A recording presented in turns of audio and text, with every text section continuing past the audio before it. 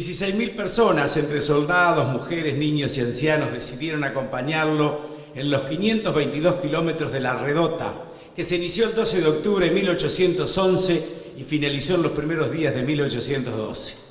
Aquella extraordinaria emigración colectiva conocida como el Éxodo Oriental tuvo como destino el campamento a orillas del arroyo Ayuí Grande, en la provincia de Entre Ríos, después de haber cruzado el río Uruguay a la altura de Salto.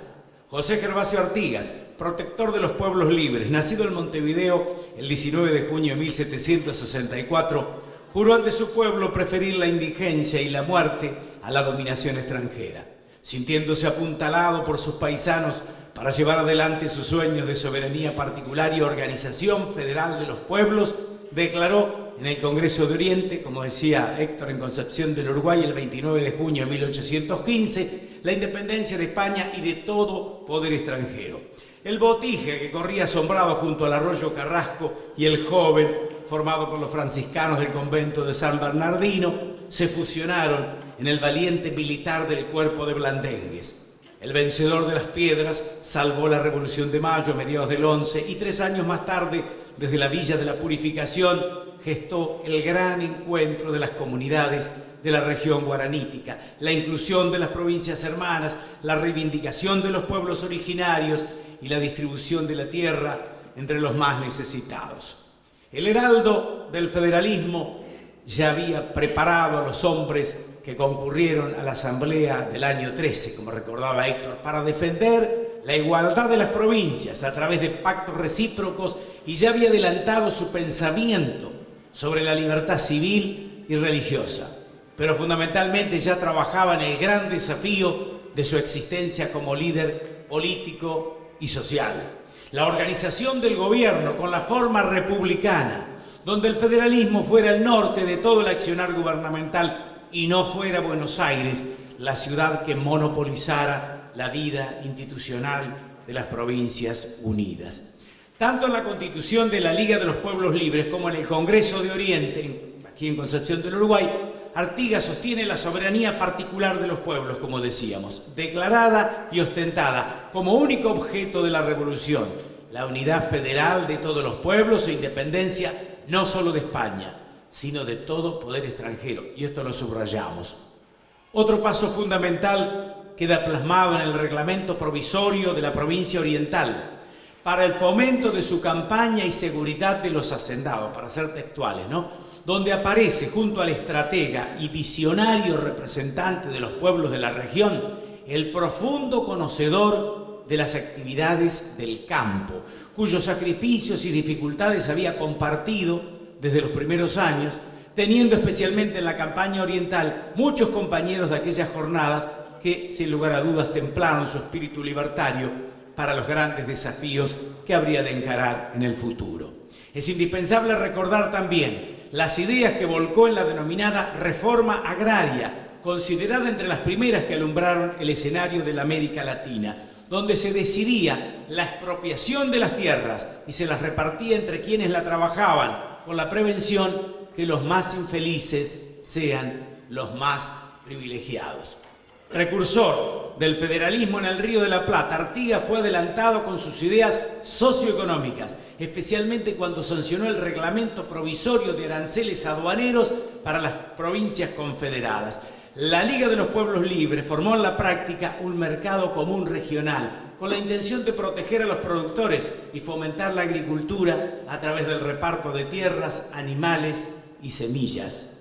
Su pensamiento, miren lo que decía Artigas: yo no hice otra cosa que responder con la guerra a los manejos tenebrosos que el directorio me hacía por considerarme enemigo del centralismo, mandando a sus procónsules a gobernar en las provincias militarmente y despojarlas de toda representación política, como lo hicieron rechazando a los diputados al Congreso que los pueblos de la banda oriental habían nombrado y poniendo precio a mi cabeza.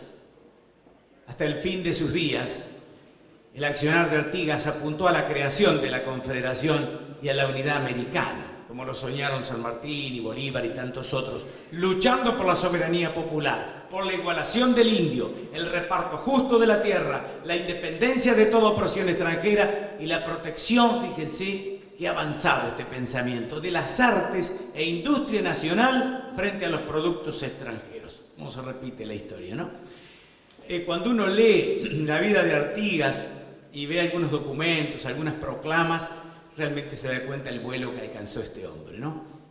Por ejemplo, hay una frase que siempre pronunciamos con libertad: no ofendo ni temo. Miren si da esta frase para analizar toda la noche. O aquella que decía: los pueblos de la América del Sur están íntimamente unidos por vínculos de naturaleza e intereses recíprocos.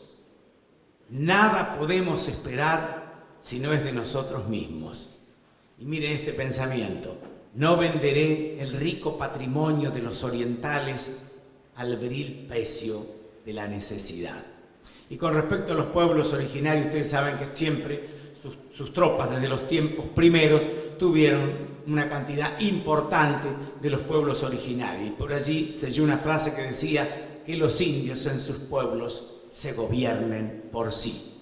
O sean los orientales tan ilustrados como valientes. Y una última: para mí es un deber proteger con mis armas las libres determinaciones de los pueblos. Sorprende entonces la lucidez de aquel hombre y su gran vuelo intelectual. Se ocupó simultáneamente de la organización administrativa y política como de dar respuesta a la correspondencia ligada a temas diplomáticos. Se ocupó personalmente de restituir bienes a gente carenciada como de establecer pensiones para viudas e hijos de sus combatientes caídos en acción. Al tiempo que conducía tropas y daba forma al ideario artiguista que se componía de ideas políticas que luego sus hombres llevarían a la Asamblea del año 13 y al Congreso de Oriente del 15. En 1820, y luego de haber fracasado sus intentos de organizar la República, se alejó José Gervasio Artigas del escenario donde su visión y su coraje habían despertado la admiración y el respeto de sus hermanos. Con el recuerdo de Melchora Cuenca, florcita de aroma que perfumó sus lejanas primaveras, y con la profunda tristeza del desarraigo, vivió hasta los 86 años en San Isidro de Curuguatí, en Paraguay. Artigas murió el 23 de septiembre de 1850, el mismo año de San Martín, en la chacra de López, en las afueras de Asunción. Relatan humildes pobladores de La Calma que en un carretón sin toldo arrastrado por bueyes llevó su cadáver desde el rancho hasta la fosa del Camposanto de los insolventes.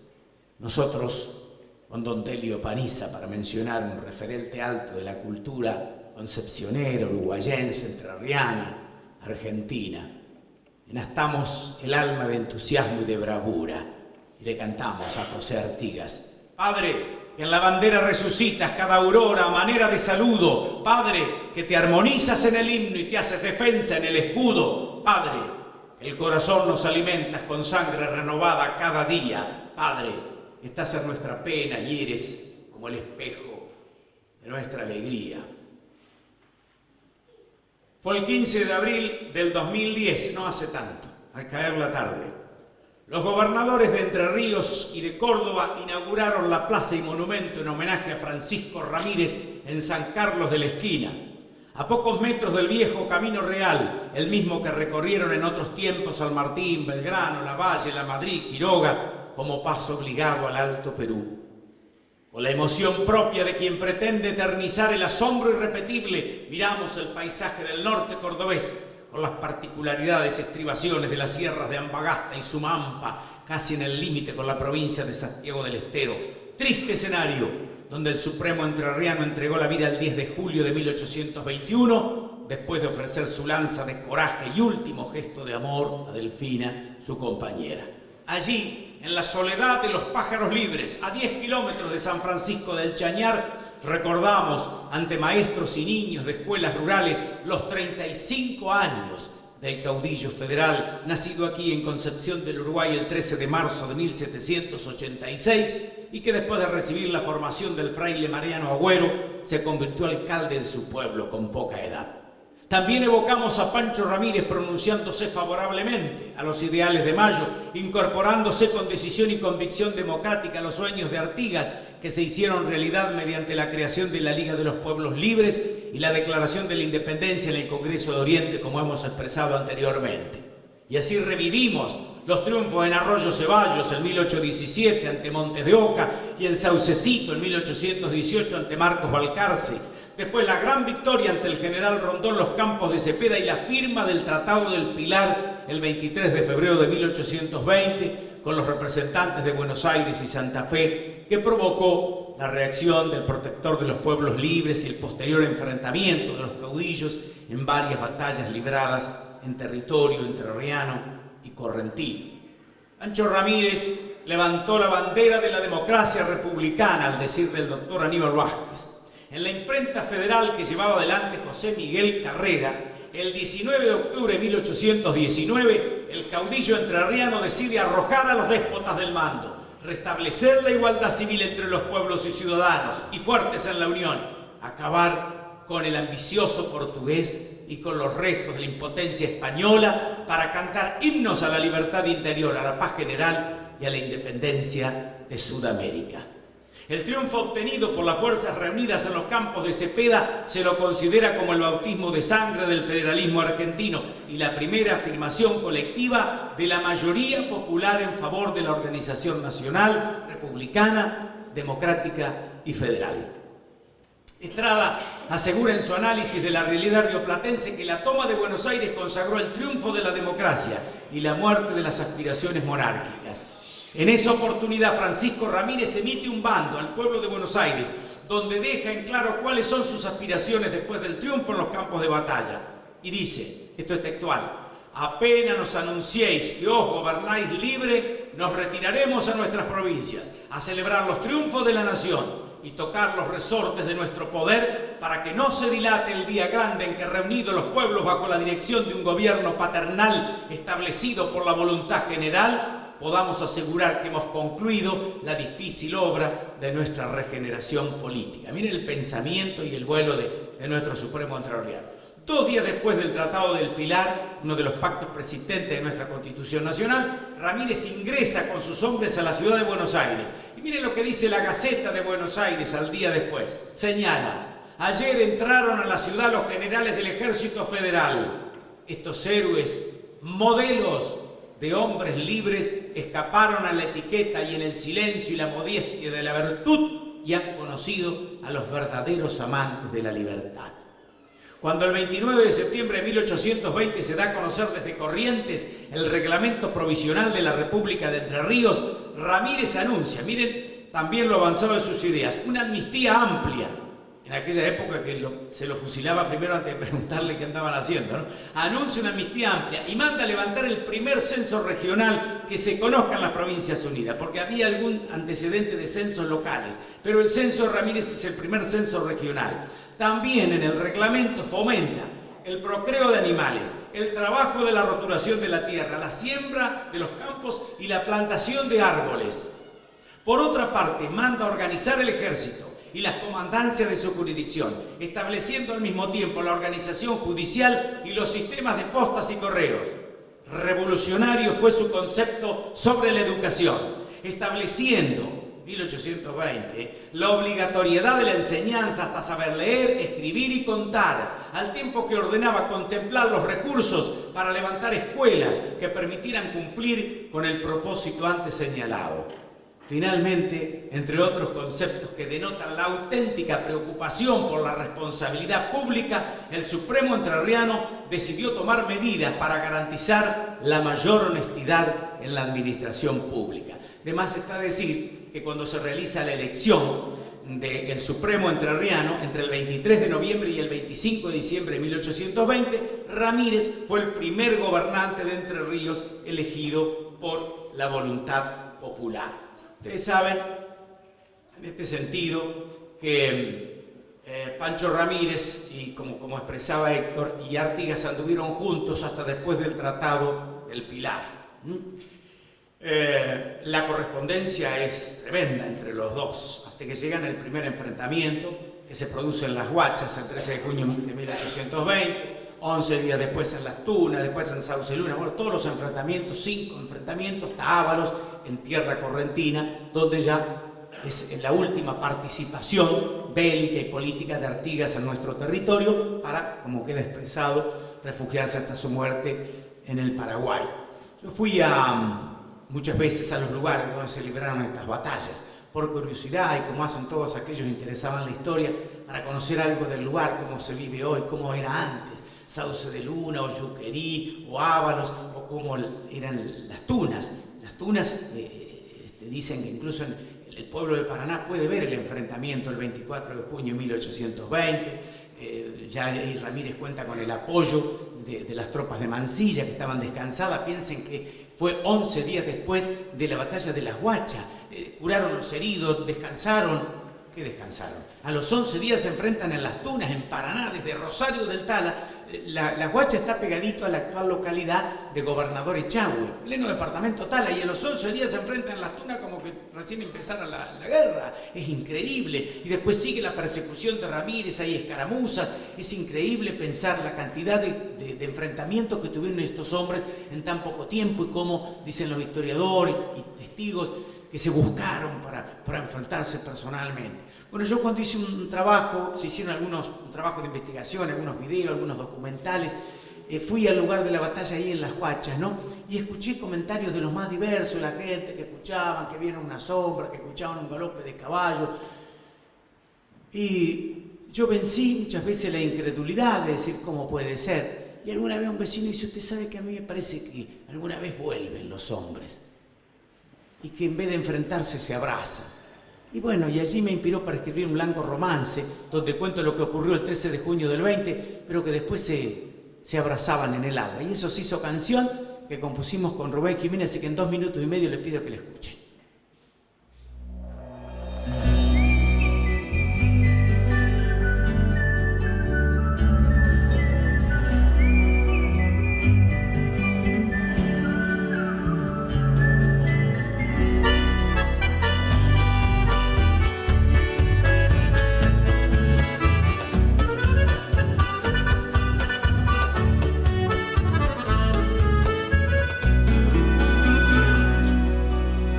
Vencedor de las piedras, padre de los uruguayos, se vino desde Corrientes hasta el solar entrerriano. Aquí esperaba el Supremo con sus 34 años. Aquí esperaba resuelto con Montieleros centauros. En 1820, dos hermanos se enfrentaron después de haber compartido ideales libertarios bajo la misma bandera del sol revolucionario. El grito de José Artigas y el espíritu de Pancho. El 13 de junio ríe en mitad del calendario por un otoño amarillo que luce el monte cerrado. Calandrias y zorzalitos con trinos enamorados dibujan una acuarela celeste sobre el barranco, sin saber que a media tarde el arroyo ensangrentado cantará una vidalita de húsares degollados. El sol de los pueblos libres, con su poncho lastimado, se apagó en suaves cuchillas del noble campo entrerriano. Pero vecinos de Tala, que el paraje han visitado, me han confiado sus secretos que vienen de los ancianos. Dicen que Pancho Ramírez regresa con sus soldados y aguarda con impaciencia al general uruguayo para abrazarlo en el alma de un nuevo tiempo sagrado, donde una nueva esperanza nos devuelva un libre canto.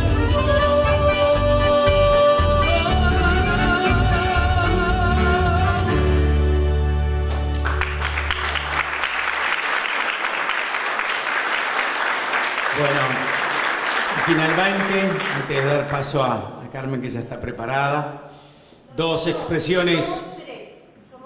Son tres. Un segundito nomás, que ya estoy. Una reflexión poética que complementa lo que leía de Don Delio sobre Artigas, que me parece indispensable para cerrar esta evocación sencilla, pero con hechos significativos en la vida de esos hombres que tanto lucharon por el federalismo. Artigas: enactemos el alma como una banderola de entusiasmo y bravura en la tacuara heráldica y lustrosa, que es hora de rendir el homenaje, de tejer la corona de orgullosos laureles montaraces para la vasta frente luchadora del héroe de leyenda que aún en el bronce es viva y luminosa. Es que Artigas persigue unión y libertad y democracia. Él encarna el espíritu de Mayo. Su fe no se quebranta. Convoca en el arroyo de la China las provincias hermanas, las busca, las atrae, las quiere ver al fin confederadas en un lazo perenne, en la Constitución siempre soñada. Y nuestro Pancho Ramírez, como decía el doctor Leoncio Llanero en Delfina, clavan en el aire su voz los clarines como una vibrante flecha musical. Francisco Ramírez con sus paladines al suelo nativo regresa triunfal. El rosal enciende rojos terciopelos, tienen las muchachas un raro mirar y se hace suspiro camino hacia el cielo, el beso callado que al muerto sin dar va con sus dragones como una esperanza del solar nativo que le dio su aliento, y la tarde toda se llena de lanzas y un grito de guerra se nace en el viento. Va con sus dragones el bravo entrerriano, augurio de estatua sobre su corcel, y un lirio de acero florece en su mano, lirio que el combate convierte en clavel. Francisco Ramírez, la novia te espera, ya en la tierra nuestra florece el azar. Francisco Ramírez es la primavera, el cielo y la tierra se van a casar.